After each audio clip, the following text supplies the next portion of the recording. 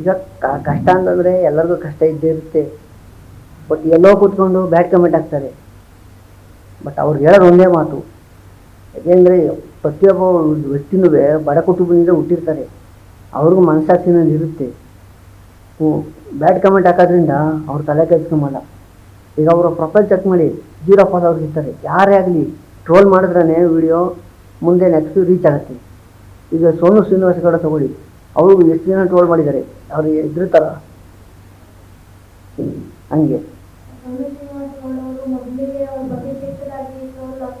ಹಾಂ,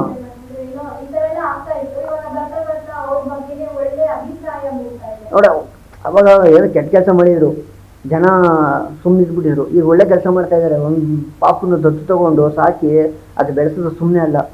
ಈಗ ನೋಡಿ ಅವ್ರನ್ನ ಪೊಲೀಸರು ಅರೆಸ್ಟ್ ಮಾಡಿ ಇದು ಮಾಡ್ಯಾರ. ಅವ್ರ ತಾಯೇ ಉಲ್ಟಾ ಹೊಡ್ಬಿಟ್ಟವ್ರೆ, ನಮಗೇನಂಥ ಪರಿಸ್ಥಿತಿ ಬಂದಿರಲಿಲ್ಲ ಅಂತ. ಅದು ತಪ್ಪೋದಿಲ್ಲ. ಅವರು ಒಂದು ಹೆಣ್ಮಗು ತಾನೆ, ಅವ್ರೇನೋ 4 ಜನಕ್ಕೆ ಒಳ್ಳೇದಾಗಲಿ ಅಂತ ಸಾಕಿ ಬೆಳೆಸಿರ್ತಾರೆ.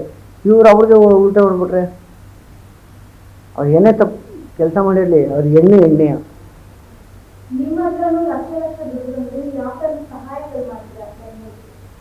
ಈಗ ರೋಡ್ ಸೈಡಲ್ಲಿ ಫುಟ್ಪಾತಲ್ಲಿ ಕೆಲಸ ಮಾಡ್ತಿರ್ತಾರೆ. ಈಗ ನಮಗೆ ಭಗವಂತ ಕೊಟ್ಟವನ್ನೇ ತಿನ್ನೋಕ್ಕೆ, ನಮಗೆ ಕಷ್ಟ ಅಂತೀವಿ.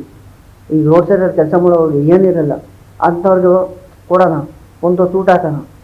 ಈಗ ನಮ್ಮ ಮನೆಯವರು ಖುಷಿ ಪಡೋಕ್ಕಿಂತ ಮೇಲ್ಗಡೆ ದೇವರೊಬ್ಬ ಖುಷಿ ಪಡ್ತಾನ.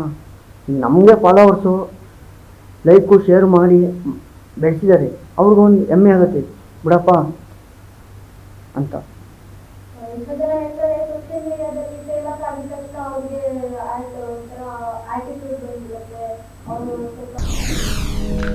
SS ಟಿವಿ, ಸಿನಿಮಾ ಜಗತ್ತಿನ ಕ್ಷಣ ಕ್ಷಣದ ಸುದ್ದಿಯೊಂದಿಗೆ.